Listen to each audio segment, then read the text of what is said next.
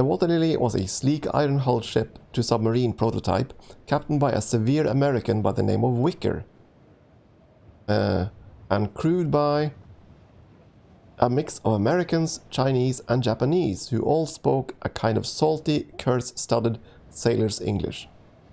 In addition to the usual complement, the Water Lily carried an entire corps of brass-goggled engineers and a brace of submariners on standby, should the captain call the order to submerge.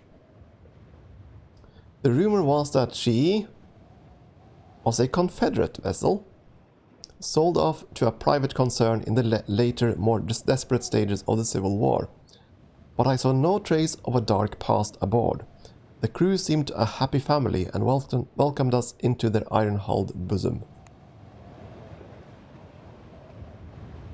Mind the wallet, Passepartout, our funds are running low once more. Yeah, they are. Fortunately, we have some items that should fetch a good price in San Francisco, and also in Salt Lake City. So barring the unforeseen, we should be okay. But this is a very long sea voyage, so I expect things to go awry.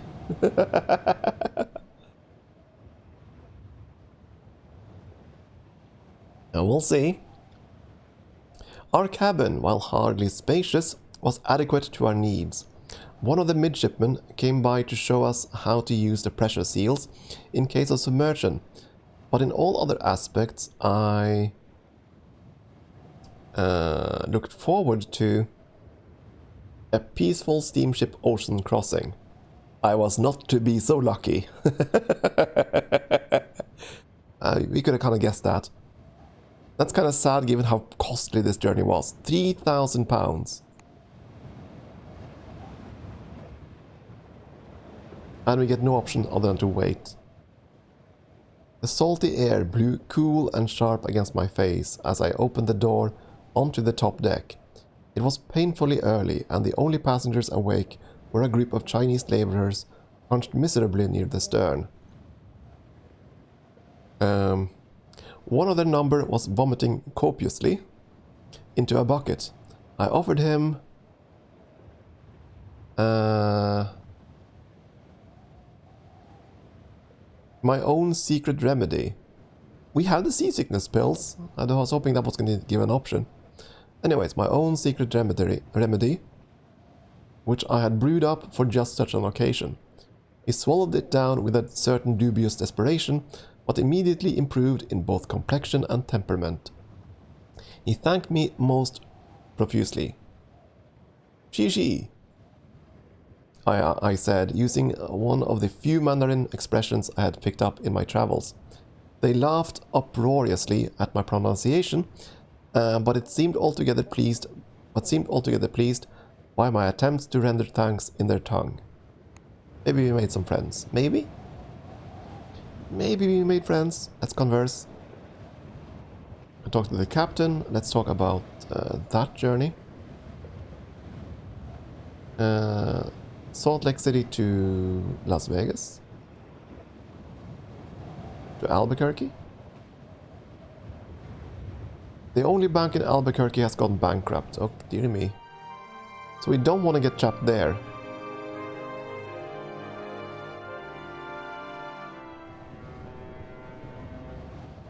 Day 53. I don't know if we're going to make it. We're way behind schedule.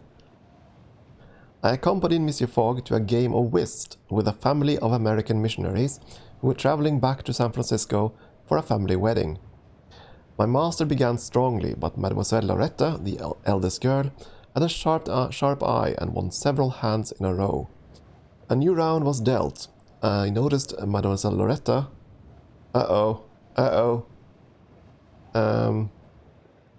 Do we expose a cheat?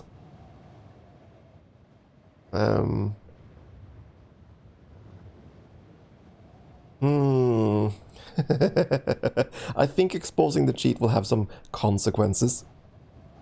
I mean, everything has consequences here, but still. Smile triumphantly at my master. Sure, we'll go the normal path and play another winning hand. The minister's daughter accepted Monsieur Fogg's congratulations demurely, though I saw a flash of something altogether unsporting in her eyes as she lowered her lashes. I added my congratulations though I felt something was amiss with the seemingly pious Mademoiselle Loretta. Maybe I should have gone the other path. Oh well. I spent today in the company of the Water Lilies submariners. They were all hardy men and women who preferred the dim, enclosed spaces of the hold to the top deck. Too much sky, one of them said, squinting suspiciously. Her crewmate nodded. All that fresh air, they shuddered collectively, and suggested a bracing race to the boiler room.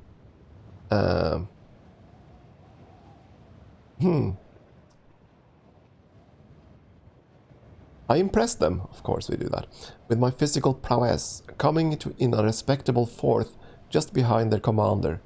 She was a half-Japanese, half-American sailor by the name of Davis. Izumi to my friends, she said, clapping me heavily on the shoulder. Now a rematch of your choice.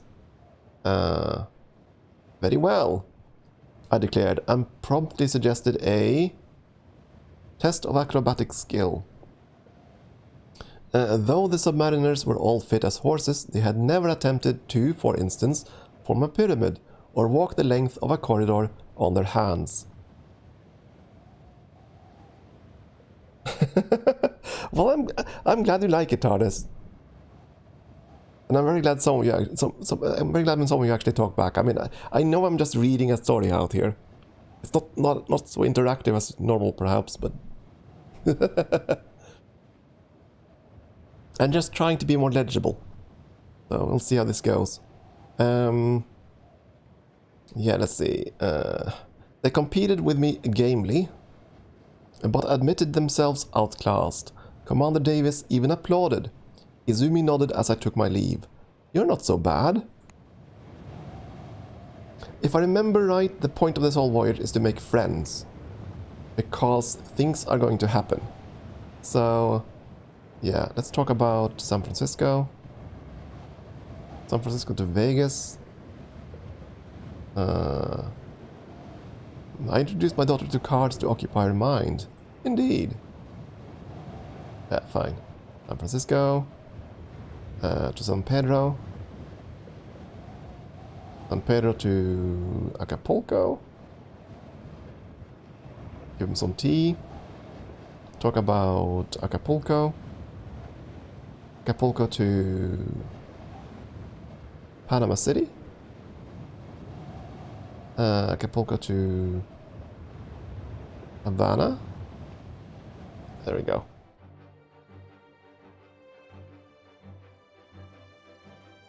Oh, okay, Sarul. Don't mind that. I mean, I'm glad you like this story. I'm glad you like it so far. And I'm very happy to hear that. Keep that in mind, you know. It's nice for me to know that you're there out there listening too. But I'm okay with it, you know. Yeah. And of course, if you guys have a strong opinion on a choice, by all means let me know. But usually I only wait at certain of them. Anyways, I was climbing in the rigging. But if you guys want, by the way, I could always turn this over to the so you guys get to choose every single choice. But that would take quite a bit of time, because there are so many of them. I was climbing the rigging as exercise, of course.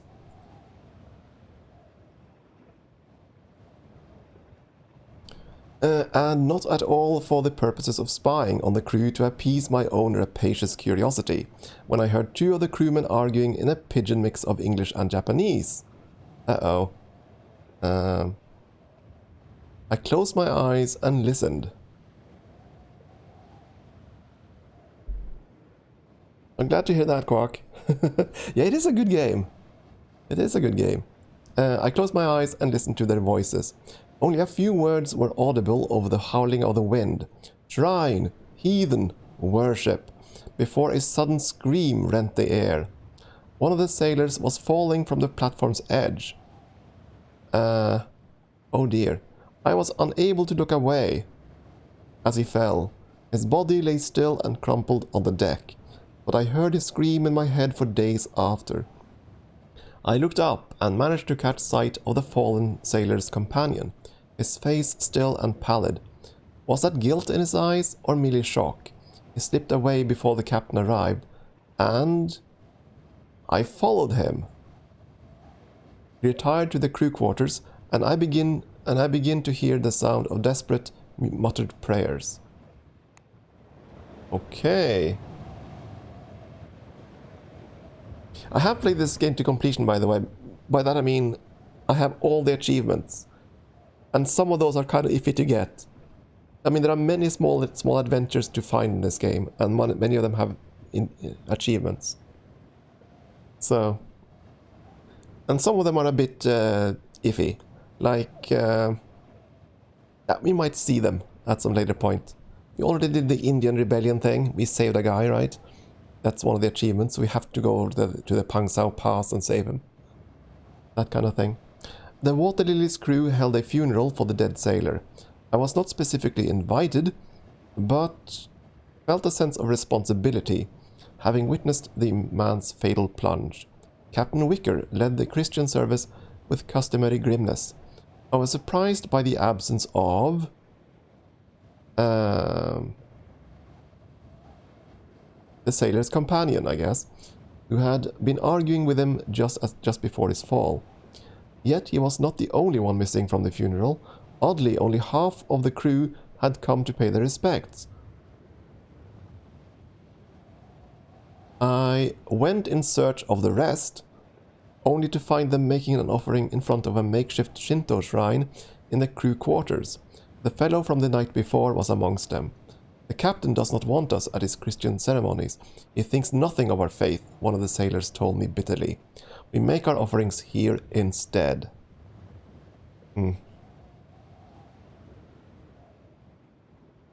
Yeah, I mean, some of them are really difficult to get, Quack. Some of them are really difficult to get.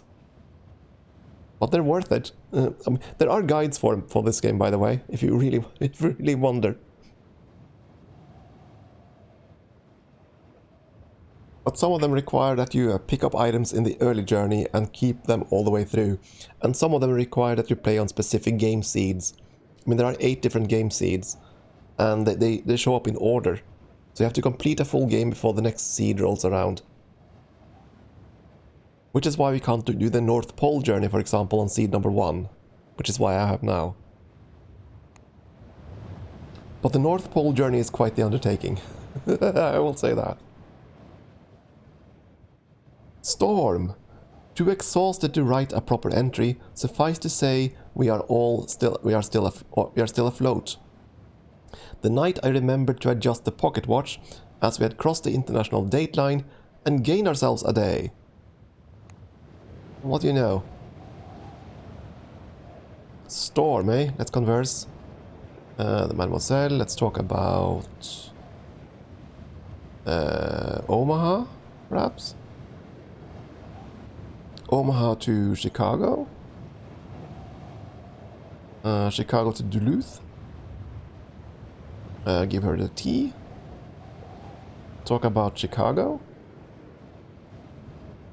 That's not sell well in Chicago, eh? Chicago to Washington, perhaps? From here to Washington via New Orleans. Chicago to Burlington? Picked up a... Whenever I have those conversational things, I just go in with the...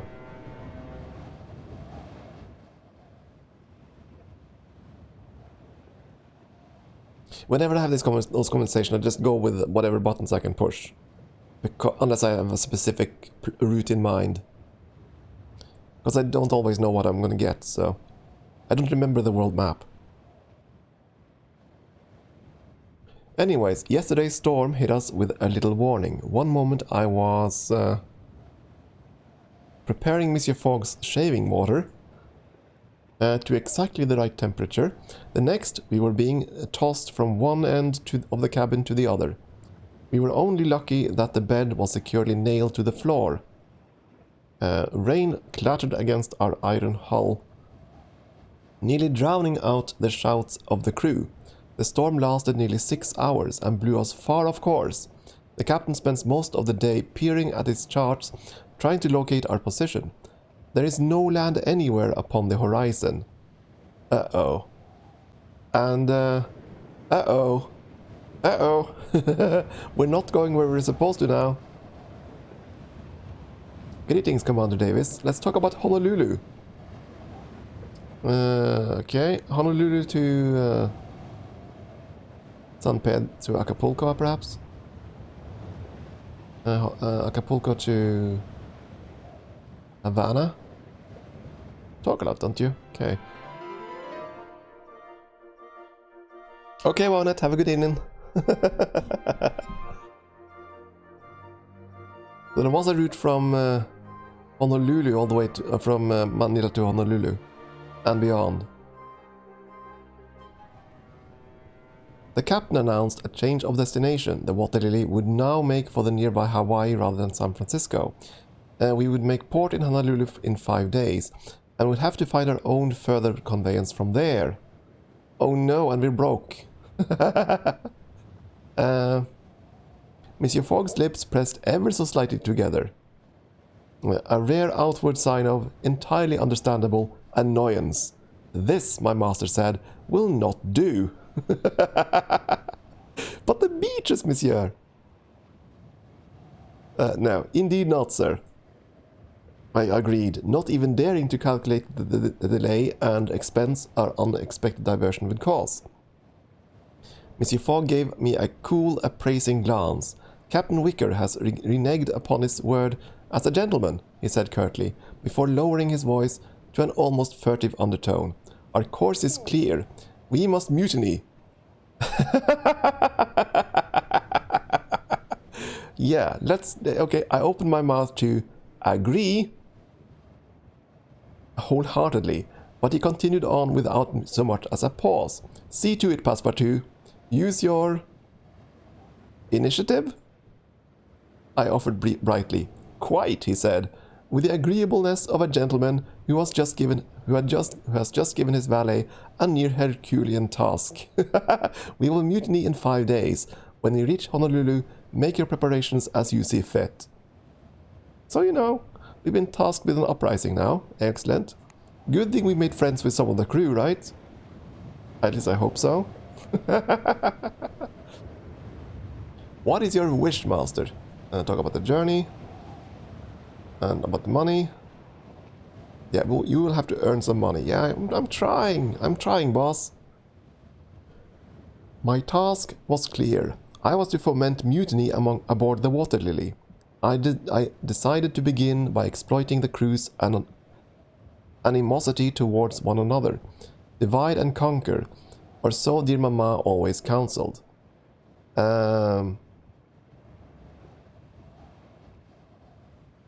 Oh yeah, because you have the Asian halves, which worship on the Shinto shrine and everything, whom you helped with some seasickness pills, and you have the other crew that you know did all the acrobatics with.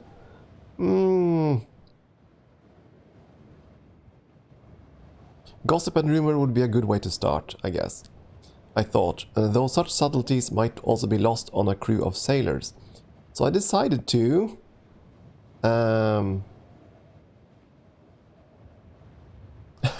we can desecrate the Shinto shrine, steal the captain's wall-mounted crucifix, spread rumors about the Shinto crew members, or gossip about the captain. What do you think, chat? How should we go about forming an uprising aboard the ship? I mean... Yeah, I kind of agree, Gaming Bread. That seems like the safest option, or one of the captain ones. Just gossip about him or steal the crucifix. I mean, that is the nicest option, right? Kind of. Yeah, let's gossip. Gossip about the captain. We're planning to forcibly convert all the Shinto crew when we reach port.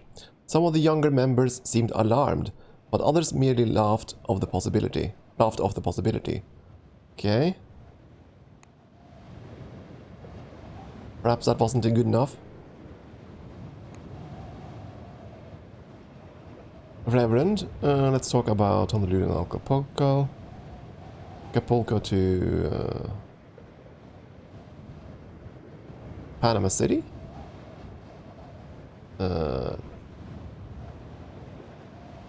Okay, fine. Talk with We talk about Acapulco. Acapulco to Havana. To Dakar. From Ponta Delgada, that's... Oh, that's the Azores. We got a new trip. If we can find a way to get to the Azores. It was with satisfaction that I noted a certain increase in tension aboard the water lily, a situation I would carefully have to exacerbate if my master's mutiny was to have any chance of success. Next, I attempted to ingratiate myself with, oh, there's the Chinese laborers.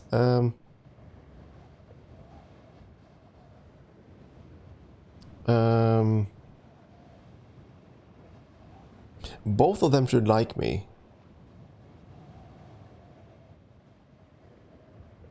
Let's go with the submariners, though, who were rather storm-tossed and disgruntled. There are no storms underwater, the commander muttered, her hair a tangle underneath her cap. We should have submerged, I agreed. Captain Wicker risked all our lives. I think perhaps he does not trust your ability as submariners. The commander's face darkened at my assertion. Perhaps you are right at that, she said. Perhaps so. I have heard him say as much. Uh-oh. Uh-oh. I added, hoping to press my advantage. The commander's eyes narrowed suspiciously. Is that so? Why would he say such a thing to you? I nodded and winked. You do not know everything about me, I replied. The commander stared back, unflinchingly. Keeping her thoughts to myself, I took my leave a moment later, hoping my seeds of doubt would spread. Day 60, Monsieur Fogg murmured that night in his sleep, and still some distance yet to travel. Give in to the lies. Yeah, exactly. We're supposed to create an insurrection here, so... let's converse with the commander, sure. Let's talk about Honolulu. Honolulu to St. Pedro. Revolvers are valuable in Panama City. Okay, good. Honolulu to Manila. A bit far away. Have some tea, please. Talk about San Pedro. San Pedro to Port Royal. Houston. Oh, okay, fine. I didn't learn anything new there. That's fine, though. I had attempted to suborn the obvious targets aboard the Water Lily, but wars were often won by the unexpected. With that in mind, I turned my attention to... the valets and batman, or the ship's artificer.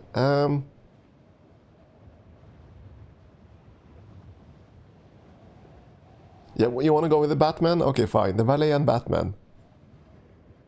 To the ship's officers.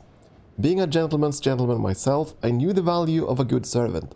Conversely, I was also aware of the disruption a bad one could cause. I appealed to them with my... sense of duty. Logic and reason, I think. Though unfortunately the most reliable choice for them was to refuse my call to mutiny. They were not particularly happy with their positions, but I failed to offer them a practical alternative. My pleas fell largely on deaf ears. Oh no. This isn't going so well. I think we failed. I think we failed in our attempted mutiny. I spent the day putting the last finishing touches to my planned mutiny. It was a matter as delicate and serious as the creation of a soufflé by a master chef. I spread word of my signal amongst my allies. And... stayed up late. Ensuring every man and woman on my side was true.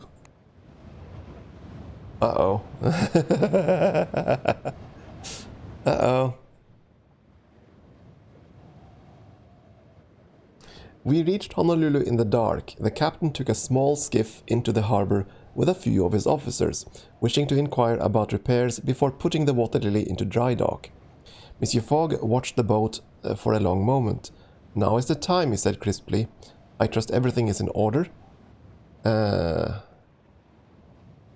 assured him it was. And he nodded, having expected no other response. Let us hope so. With that, my master retreated to his cabin, and I called the signal to arms. The water lily erupted into chaos. Everywhere was the clash of sabers and pistols. Now and then I heard the shriek of the officers' sonic weapons. But I was not alone. The half of the crew that followed the Shinto creed fell in behind me with a rallying cry. They fought their Christian crewmates with vicious determination, clearing the top deck within the hour.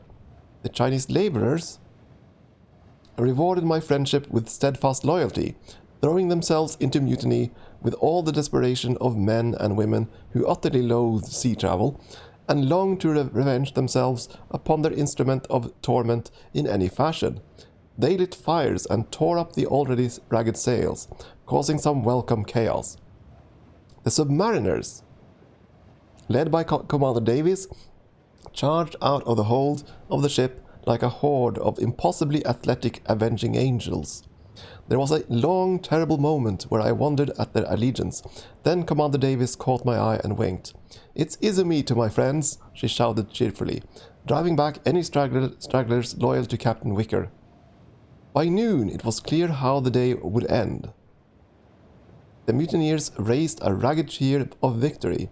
I myself had ended up with a debonair scratch upon the cheek, and had somehow come to be in possession of a brace of pistols and 3 sabers.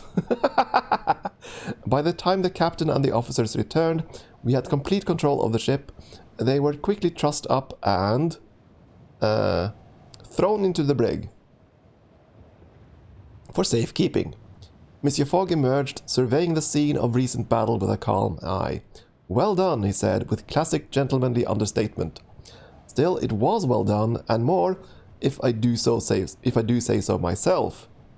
We succeeded! we created a mutiny. Perfect.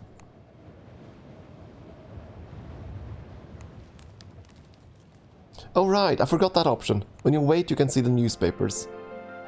Oh, had I known this one.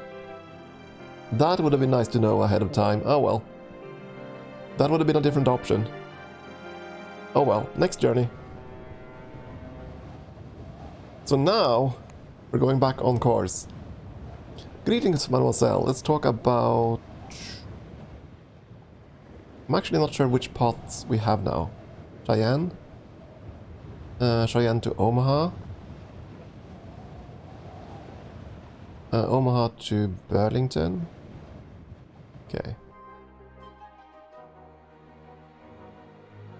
I mean, I think we have the trips pretty much all the way to, all the way across, don't we? I think we do. Well, at least to Chicago. To my amazement, the successful mutineers held a vote and elected me the new captain of the Water Lily. I was delighted. Can you imagine, my friends, your humble Passepartout, captain of his very own ship? Rest assured, mes amis, it was in great part a ceremonial title, which made no particular demands on my seamanship. Yeah, I know, TARDIS. We have very little time remaining.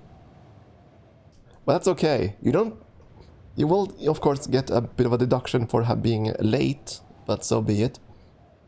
Monsieur Fogg, though pleased by the success of our mutinous endeavor, seemed to regard my elevation in rank with some wariness. I am, he admitted, as we prepared for the bed, somewhat put in mind of Bonaparte. Parbleu! Otherwise, the succession passed smoothly, and I acquired Wicker's top hat as a mark of office. Hey, I got a top hat! Let's wait. Yeah, we already knew that one. So that's why I should click the newspaper all the time, to pick up information. Anyways, the new first mate, a cheerful girl by the name of Wang, came to me with an intriguing notion. As you know, the Water Lily is a ship to submarine prototype, she said. If the submariners cooperated, we could convert to submersible and make port at San Francisco in 2 days rather than 5. Oh, you can shave off 3 days, yes. I called in Izumi, who greeted me with a flourish and bow. My dear captain, she declared, not bothering to hide her amusement. Do you have orders for me? Can you get us to San Francisco in 4 days? Izumi's eyes sparkled. Captain, I have been waiting for that order all my life. I will make preparations and we will submerge tomorrow at dawn. Look at that, the ship changed. Blub. Izumi was a woman of her word. At dawn, the water lily began its preparations to submerge. I cannot record the technical particulars of the enterprise, but my own experiences were thus. The ship began to groan and scream as the iron hull shifted to cover the top deck. The sails furled and the masts collapsed. The screw propeller engines transformed themselves. Bells and alarms sounded as the bulkheads were closed and sealed. Within an hour, the Water Lily had transmuted from a surface-skimming steamer to a watertight submarine. Izumi tossed me a fearless grin as she called for us to descend. My ears popped as we plunged ever deeper into the water of the Pacific Ocean, and a curious-sounding silence descended upon the vessel. What do you know? Newspapers? English captain resigns after Pangzhou prisoner escapes. Yeah, so you can see the escapades we've done have effects if you read the Times. 12 days. There's no way you can make this. I had little to do but pace the preternaturally quiet corridors of the submarine. Izumi and her crew were in firm and able control. I resolved to enjoy myself. I was still captain of the Water Lily, even in her new configuration. The crew saluted every time I happened to saunter into their vicinity. On the whole, I would rather recommend submarining to the discerning traveler. We surfaced a few miles out from San Francisco. Apparently a submarine emerging without warning in a harbor could cause all sorts of misunderstandings and complications. Izumi recommended that we row into the port on a skiff. I formally renounced my captaincy to...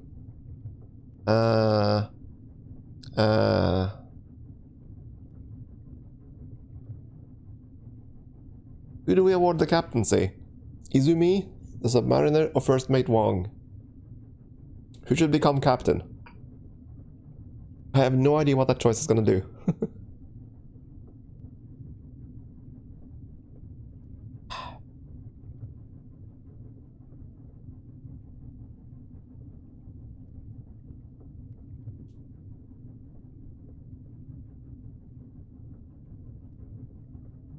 No opinions?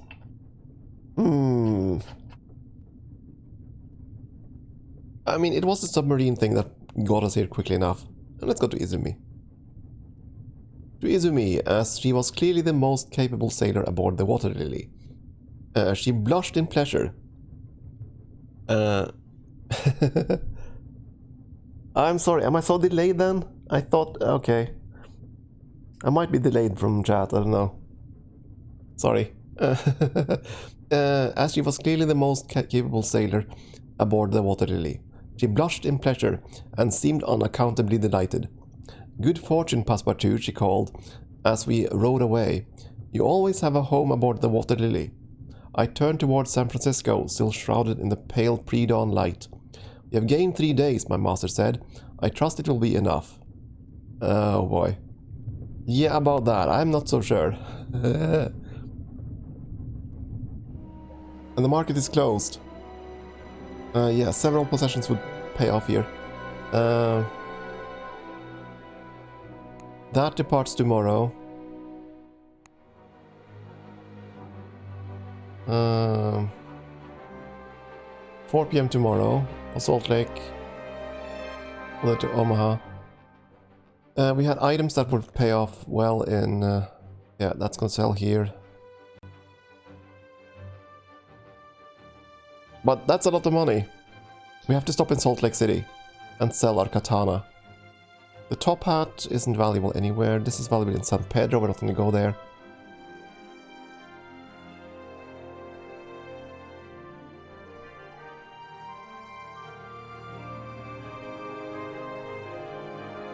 Anyways, the compass, the glass, we're going to sell those. It's going to move more here. We know we're going to get rid of these. The sketch, same thing.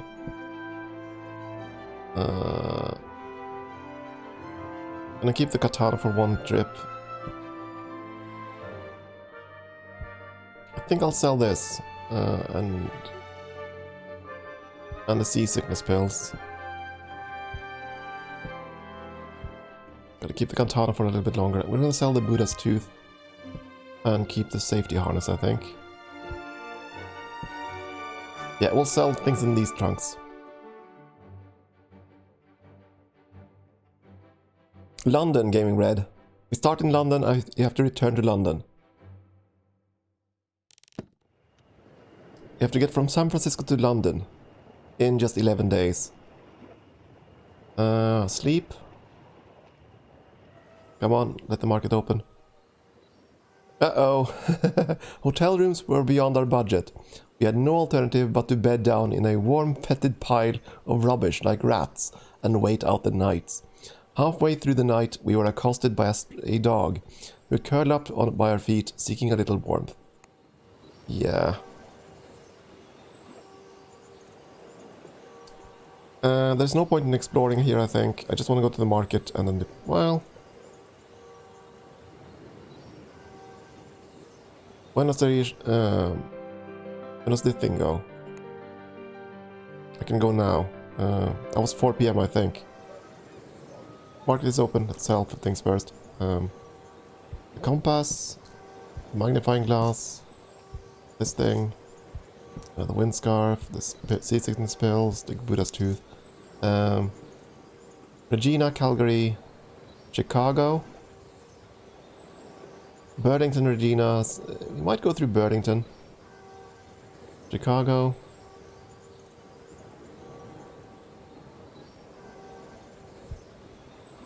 Buy this and sell the jade figurine. We're not gonna go to San Pedro. This one and... in a Calgary.